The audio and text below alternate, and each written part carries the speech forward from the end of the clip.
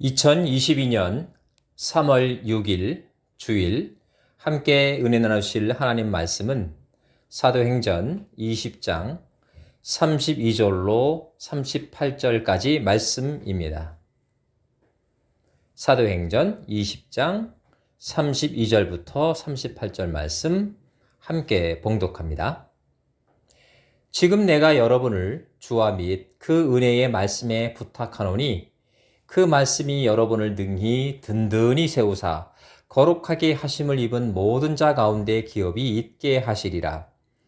내가 아무의 은이나 금이나 의복을 탐하지 아니하였고 여러분이 아는 바와 같이 이 손으로 나와 내 동행들이 쓰는 것을 충당하여 범사에 여러분에게 모본을 보여준 바와 같이 수고하여 약한 사람들을 돕고 또 주 예수께서 친히 말씀하신 바 주는 것이 받는 것보다 복이 있다 하심을 기억하여야 할지니라.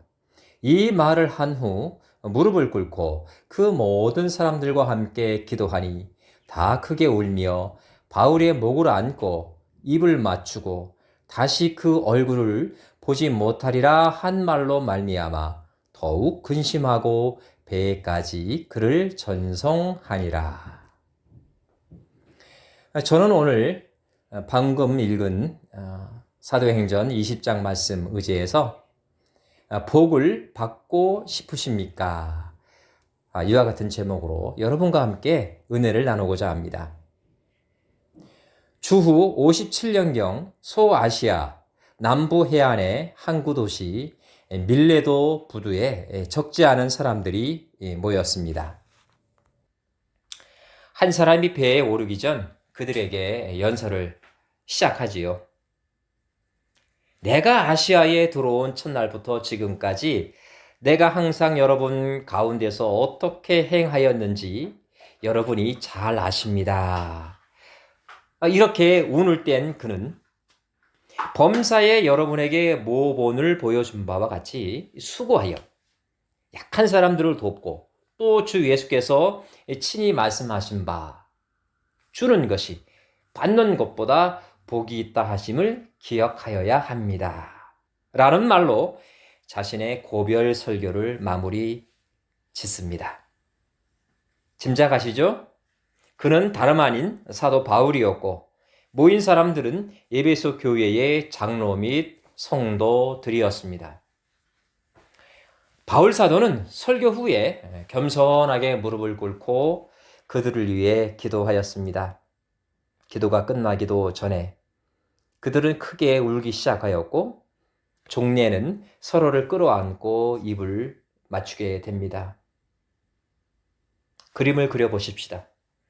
부두의 선창을 찰싹거리며 때리는 파도, 하늘을 나는 갈매기들의 끼룩거리는 소리, 그 모든 소리들 역시 그들의 울음소리에 동화되었을 것입니다. 너무나 아름다운 장면이 아닐 수가 없죠. 오늘 우리가 함께 읽은 성경 본문은 사실 즉 17절부터 이어지는 스토리입니다. 일종의 스토리텔링으로 이어져 있습니다. 주후 47년경에 시작된 바울의 첫 전도 여행은 아시아 지역이 그 대상이었습니다. 유럽이 아니었던 거죠. 2년 가까이 이루어진 이 1차 전도 여행에서 바울은 2300km를 넘는 길을 걸으면서 다양한 지역을 전도했습니다. 걸어가면서 쉽지 않은 일이지요. 첫 전도지 구브로가 섬이었다는 점을 감안해 보면 그가 아시아 대륙에 첫 발을 내디딘 지역은 사실상 밤빌리아의 버가라고 할 수 있습니다. 버가성이죠. 우리가 잘 아는 안디옥은 이 버가 다음 전도지였습니다.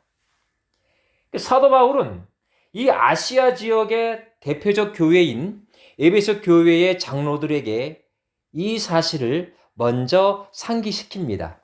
의미심장한 마지막 설교에 앞서 아시아 지역에 내가 첫 발을 내디뎠을 때부터 내가 행한 일을 당신들이 알고 있습니다. 라고 먼저 깨우쳐 줍니다. 그리고는 연이어 19절부터 21절에서 이렇게 말합니다.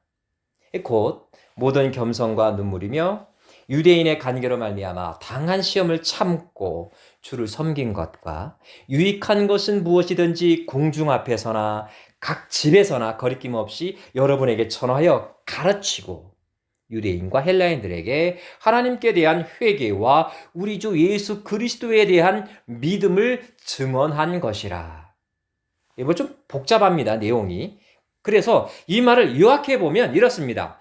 사도 바울은 에베소 교회 장로들 앞에서 겸손과 눈물 그리고 인내로 주를 섬겼다 이렇게 말하고 있는 거예요.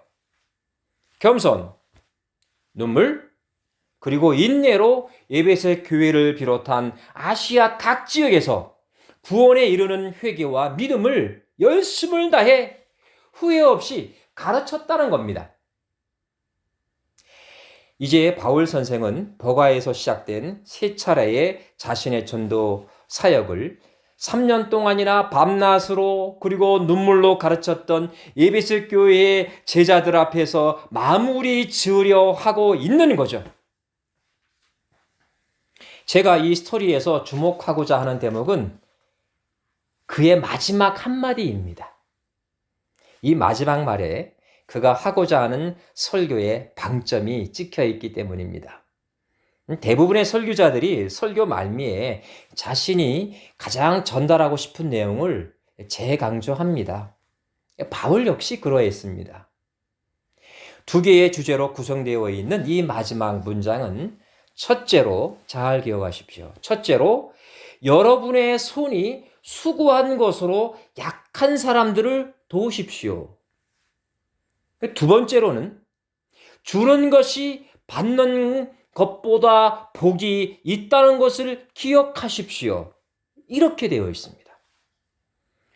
그런데 특이한 것은 첫째 주제는 바울 자신이 이미 모범을 보였으니까 있는 그대로 따라하면 된다는 것이고, 둘째 주제는 예수님께서 직접 말씀하셨으니 당연히 순종해야 한다는 것입니다.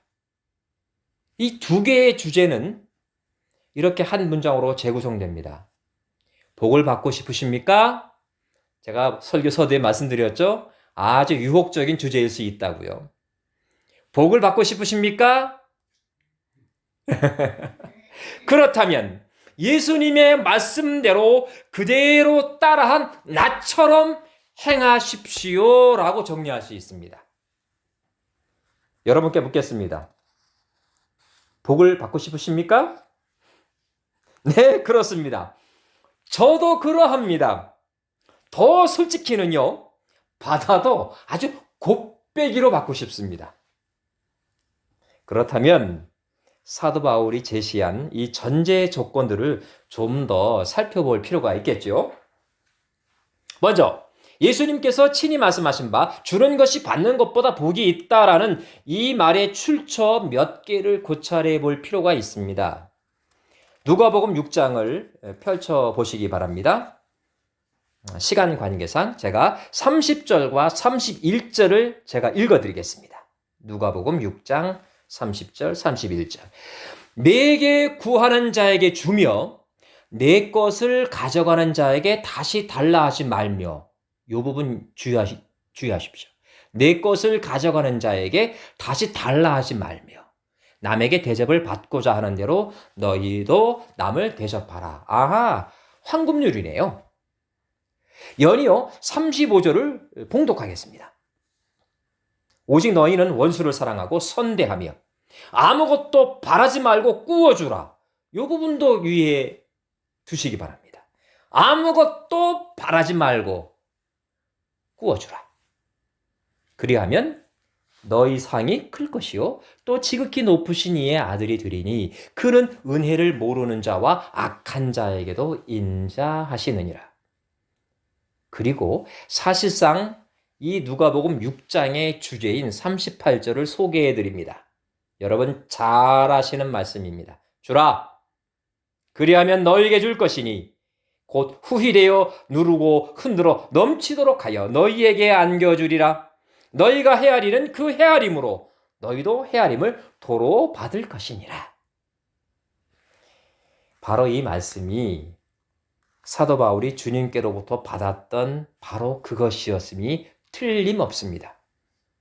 왜냐하면 사도행전 1장 1절에 인용된 앞선 글, 그 앞선 글이 바로 이 누가복음이고, 이 누가복음의 저자 누가는 바울 선생의 동역자이자 전담 의사이기도 했기 때문입니다.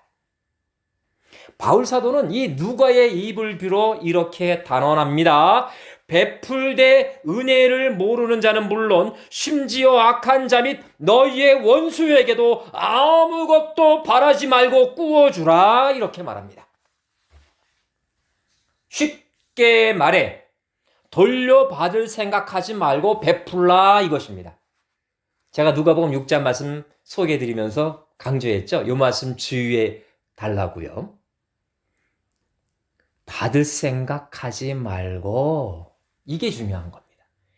꾸어주라에 방점이 찍혀 있는 게 아니고, 어떻게 하지 말고, 받을 생각하지 말고, 돌려받을 생각하지 말고, 누구에게나, 의인에게나, 너희 원수에게나. 왜냐하면 그들 모두에게 하나님께서는 인자를 베푸시기 때문이다. 이것이 사실상 오늘 본문의 핵심 주제, 복을 받고 싶은 사람들에게 주어진 어찌 보면 단 하나의 조건이라고 할 수 있습니다. 믿으시면 아멘. 여러분, 하나님께 복을 달라고 간구하는 것은 결코 비성경적이지 않습니다. 방금 전 살펴본 대로 하나님은 명백하게 우리에게 복을 주겠다고 약속하고 계십니다. 다만 지금까지 우리가 사용했던 방법론을 좀 바꿀 필요가 있습니다. 현대인들은 일부 소수의 사람들을 제외하고는 대부분 먹고 사는 문제에서 어떻습니까? 자유롭습니다. 우리나라의 경우에도 굶어 죽는 사례가 어떻습니까? 없다라고 말하기는 어렵지만 아주 극히 제한적입니다. 집도 그렇습니다. 주택 역시 부의 축적 수단으로 삼지만 않는다면 길거리에 나앉는 경우가 거의 없다고 봐야 합니다. 주택을 재산 증식의 수단으로 삼다 보니까 무리하게 투자하게 되고 거기서 패가망신하게 되고, 그래서 집을 빼앗기고 또 길거리에 나앉는 경우가 덜어 있긴 하지만 욕심만 비우면 좁으면 좁은 대로, 넓으면 넓은 대로 살 수 있습니다. 얼마 전 제 신학교 동기 동창이 제게 이렇게 말하더군요. 야, 요즘 사람들은 배가 불러서인지 도대체 복음에 관심이 없어. 예수에 관한 이야기를 아예 들으려고 하지를 않아. 이렇게 말합니다. 일찍이 미국의 사회학자 데이비드 리스먼은 타인들에게 둘러싸여 있으면서도 심한 고립감을 느끼는 인간 존재를 여러분이 잘 아시는 말이 있죠? 어떻게 말합니까? 어떻게 규정합니까? 고독한 군중. 이런 말로 표현했습니다. 요즘의 현대인들은 가족사회의 붕괴로 인한 1인 가정의 확대, 그리고 코로나 바이러스로 인한 언택트 사회로의 급격한 돌입 등으로 인해서 인간 내면의 파괴를 경험하고 있습니다. 제 주위에 너무나 그런 사람들이 많이 있다는 걸 제가 요즘 발견합니다. 이 말은 우리 곧 그리스도인들이 복음 전파에 대한 패러다임의 전환을 촉구한다는 점에서 매우 의미가 있습니다.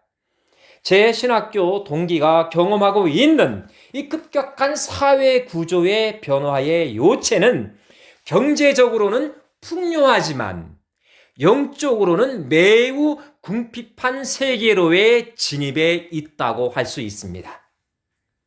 여기에 있습니다. 이게 핵심입니다. 이래서 21세기의 그리스도인들은 오늘 본문과 또 누가복음 6장에서 강조하는 복의 개념을 여기에 맞출 필요가 있습니다. 이게 무슨 말입니까?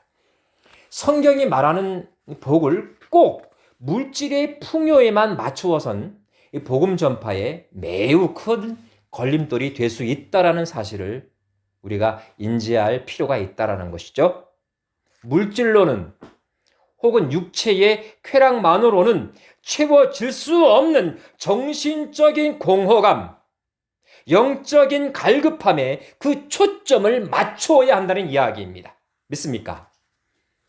현대인들은요, 심한 대화의 부족, 그리고 관계의 단절, 결국엔 인간 고립에 시달리고 있습니다.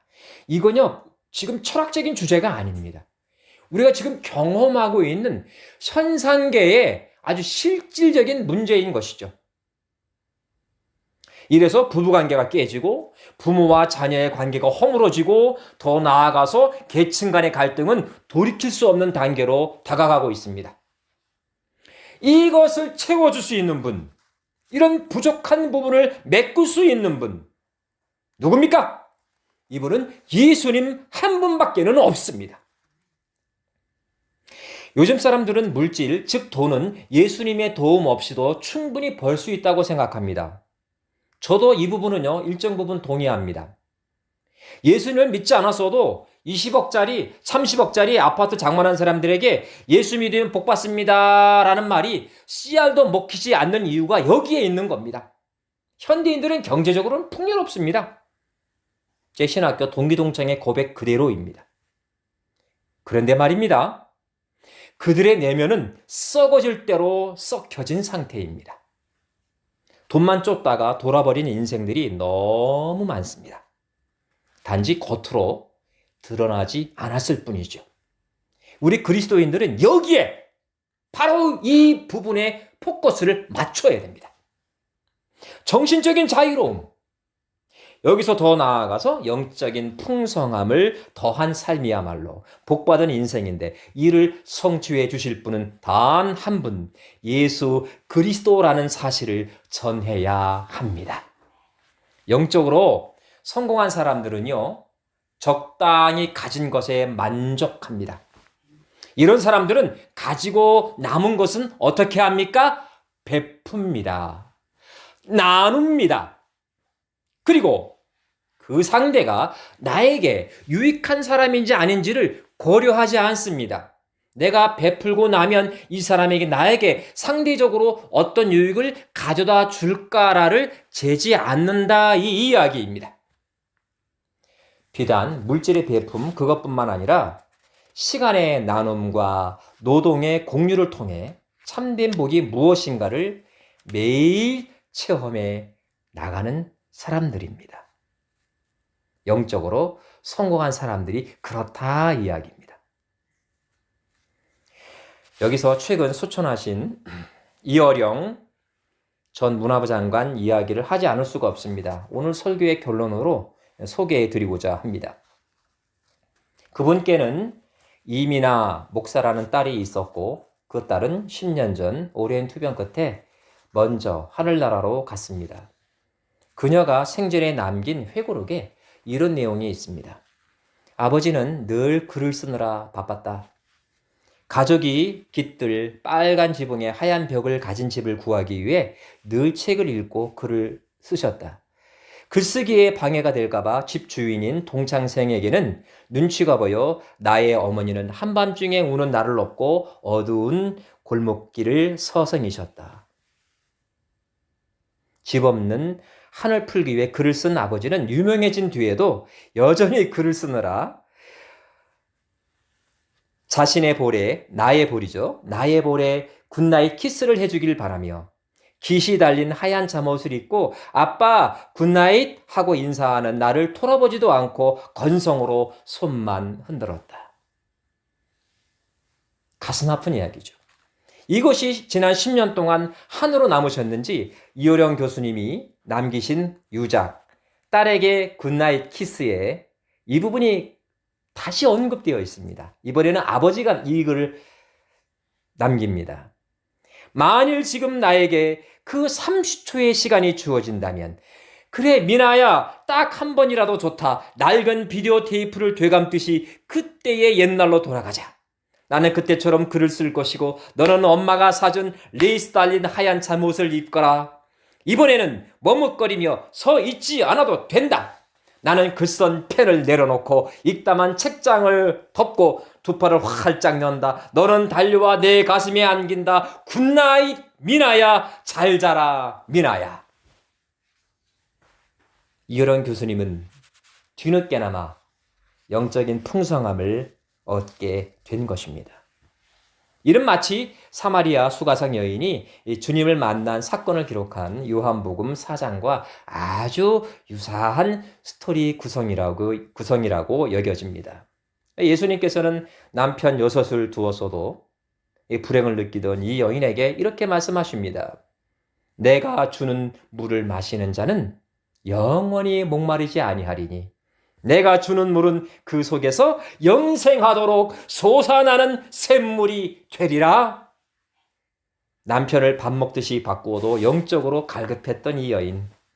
그래서 남의 시선을 피해 땡볕이 내리쬐는 정오에 몰래 물을 길러왔다가 주님을 만나 진정한 행복이 무엇인지 깨우치게 됩니다. 사랑하는 성도 여러분, 여러분이 가장 바쁠 때 시간을 내어서 함께 그 누군가의 이야기를 들어줄 때, 그리고 가장 아끼는 그 무엇을 타인과 나눌 때, 무엇보다도 여러분보다 약한 그 누군가가 그 나눔의 수혜자가 되었을 때, 그때가 곧 하나님께서 기뻐하시는 때라는 사실을 잊지 마시기 바랍니다. 바로 그때가 여러분께서 헤아리시는 그 복을 받을 수 있는 때라는 사실도 함께 기억하실 수 있게 되시기를 예수님의 이름으로 간절히 축원합니다. 간절히 축원합니다.